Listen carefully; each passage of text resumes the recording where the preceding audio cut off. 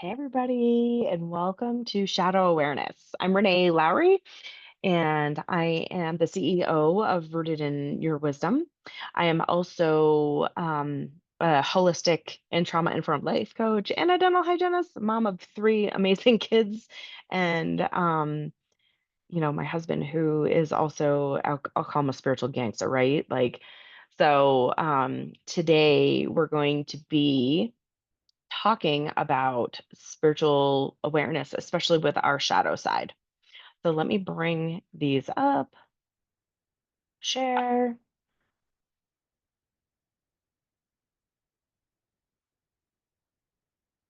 Okay, beautiful. So first, I'd like to talk about integrating our shadow, why it's important to integrate our shadow.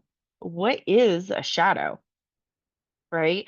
So what is a shadow? What is shadow work? A shadow is a part of us that we tame, what we ignore, right? It's that anger, it's that jealousy, it's that envy, it's all the things that we were taught that were bad, right?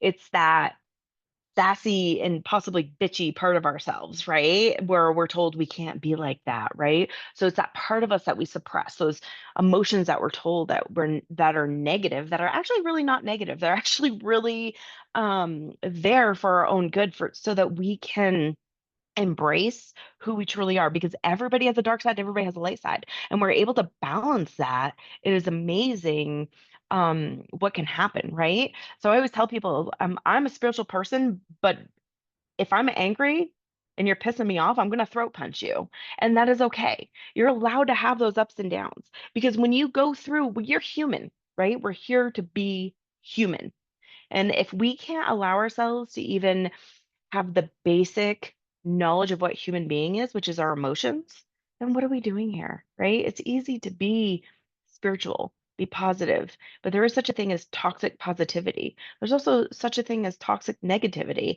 And so it's learning how to balance that within ourselves. So, what is shadow work? Shadow work, sorry guys, I just realized. Oh, yeah. Okay.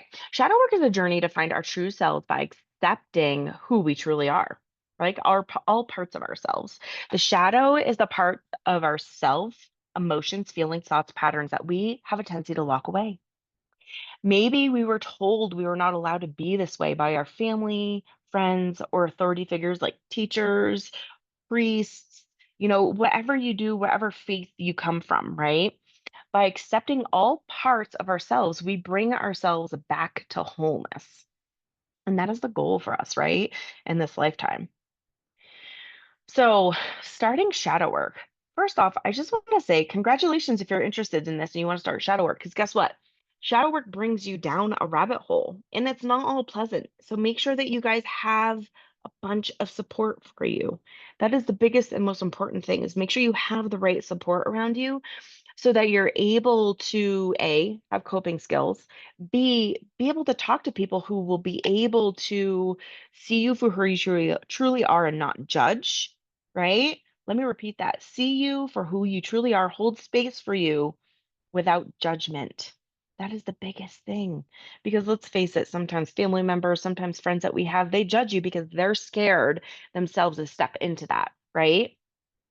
So, starting shadow work is recognizing the parts of self that need to be integrated.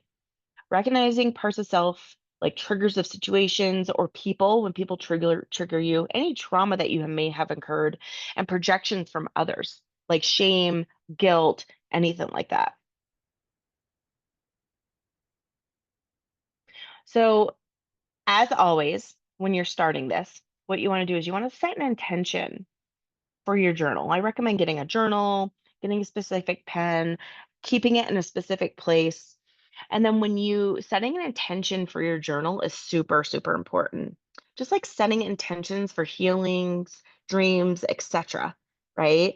For readings, anything like that. So, in my journal, I set the intention for my shadow work journal to help me transmute my energy to healing energy. It's also important that your journal is only used for your shadow work and not used for anything else. Like, you don't want to put different things in, because then it kind of messes up the energy of what you're trying to do. It messes up that healing energy.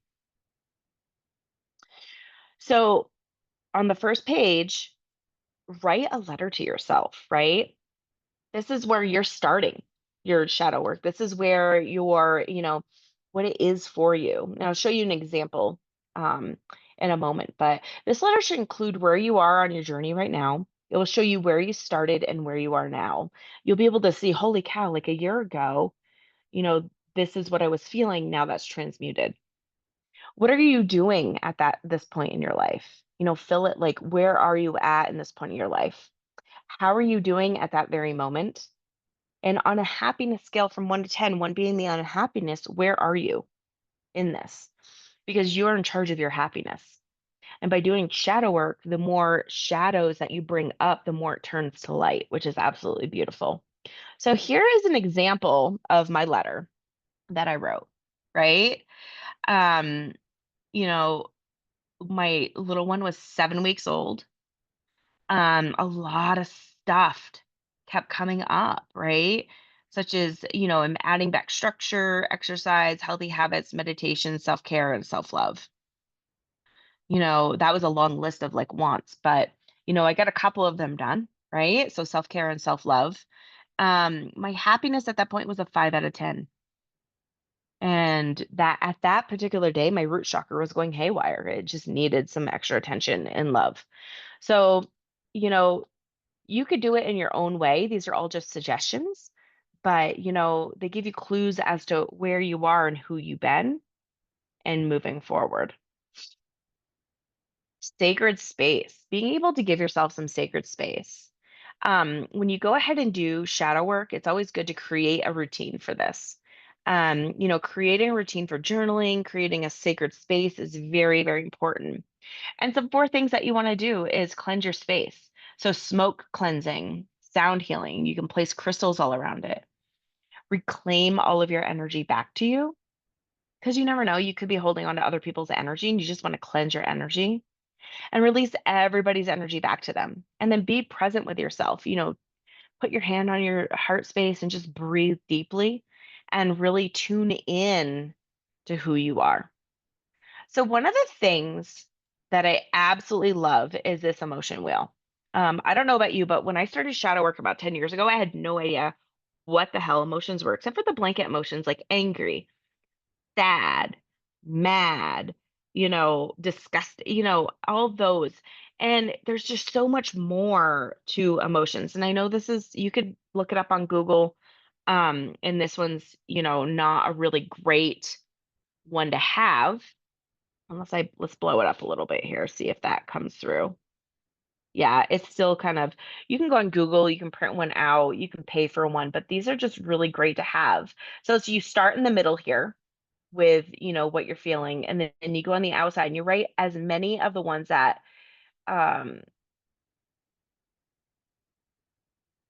that show up for you, ones that you're feeling right at this moment, and then you move to the outside. And the goal with shadow work is to make sure that you are writing as many emotions, because think of it as digging, right? The more you dig, the more you root up what is really bothering you, the more it heals.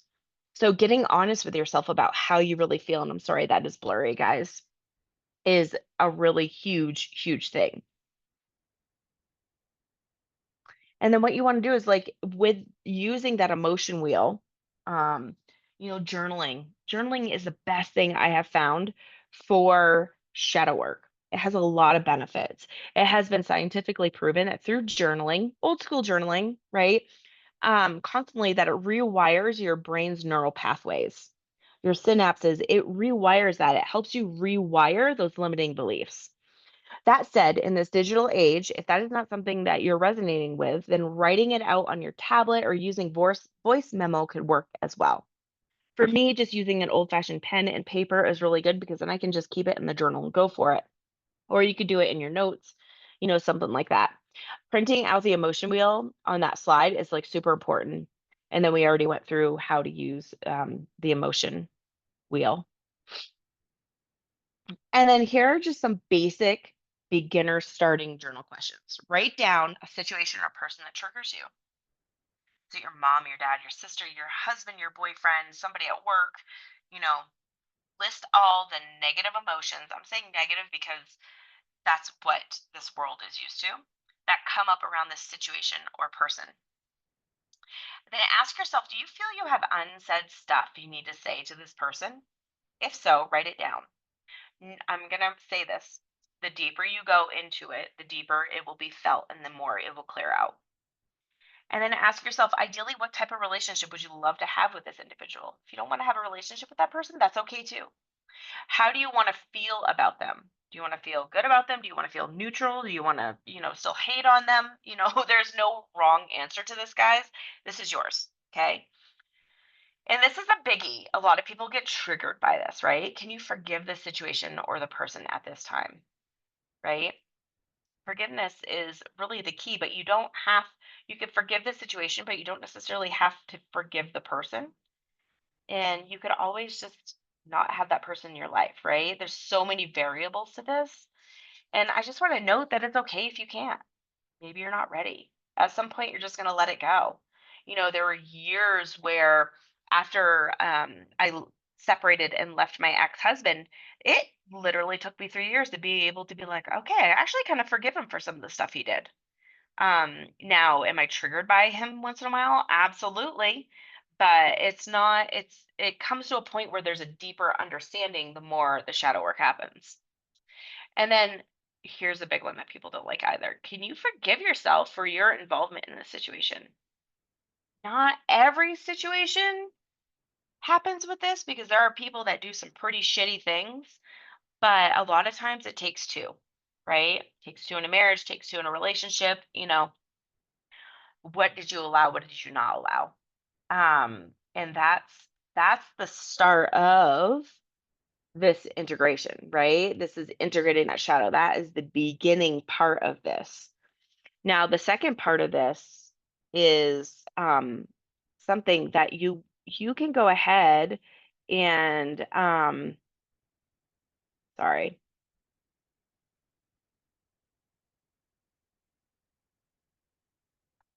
let me get out of there we go. Um, some things that you can use also. If you're an old hat at this and you're like, meh, I know what I need to do. I know how it's working. You can just go ahead and start doing different things if you want some help with it. So there are many different ways that you can do shadow work. It's using your inner child, your inner teen, letters to yourself, letters to self to forgive, your shoulda, coulda, woulda list, and using a shadow oracle deck is another one. So if you're doing shadow work around your inner child or your inner teen, give them a voice. A lot of the times when we're younger, we're not allowed to have a voice, especially with your inner child. Sometimes the inner child is a lot of hurt, sadness, um, and your inner teen will be anger, right? Spite and anger, vengeance. So recognizing and acknowledging these emotions of your inner child or your inner teen is huge. And being able to loving accept the emotions is part of that acceptance piece. Being able to be like, oh, that is something that is truly needed. Letters to others, and I call them, and excuse my French, but I call them fuck you letters, right? Writing letters to others is huge, whether that they are people who trigger you or in a situation that triggers you. This can be very healing. As long as you do not stay in the same pattern of emotion that you're triggering from, allowing it to transform and transmute. Some of us stay in that victimhood, right? And so we have to recognize like when it's different and when we're in victimhood and when we're ready to acknowledge that it's time to move forward. It is important to know that you can do as many letters to as many people as you need to get the healing you need, as long as you learn the lessons and you forgive yourself or forgive the situation, right? Learning experience. Love letters to self. You can also write letters to yourself, allowing yourself the grace and forgiveness that you deserve, especially if you're your individual part in certain situations, right? When we're able to hold space for ourselves in this capacity, we are able to give ourselves the unconditional love and sense of peace without judgment. Should list. This is an interesting one. Write a list of 50 shoulds that you feel have you have to do or should do, right? Some are like stuff that were projected onto us by our parents, teachers, authority figures, you know. After you're done, spend time with a list and feel into it. Should you do these? Is this for your greatest and highest good? Do you really feel like you need to do these? Because that is important, right? If you don't feel like you should, or have to, get rid of them, release them. It will lighten your load. And last but not least, using an Oracle shadow deck. So, using a shadow Oracle deck is an amazing tool, especially if you feel like you do not know where to start with all of this work, right? It's so hard. Grounding yourself, set the intention and what needs your attention, and pull the card that feels right for you. Observe the card, read the inscription if needed, and then journal about it. And you'll be surprised at what comes out. And there's a couple great shadow decks. I have a couple, just one second. I have been given some, which have been truly amazing. Um, one of them is called the Dark Mirror. That's a really cool one. And sometimes I'm scared. It's scary. And then for the inner child, I have this one right here. And this one too it's crazy. It's crazy. And that's the Sakoli Oracle. And I mean, the pictures on this are a little creepy, but they're really good. If you guys want more information, if you go to our shadow awareness course, which is free in our Thinkific, if you go to our website, you can sign up and there is a really great workbook there that'll help you get started. Or reach out to us, right? And we will be able to help you with whatever you need. Have a beautiful day, guys.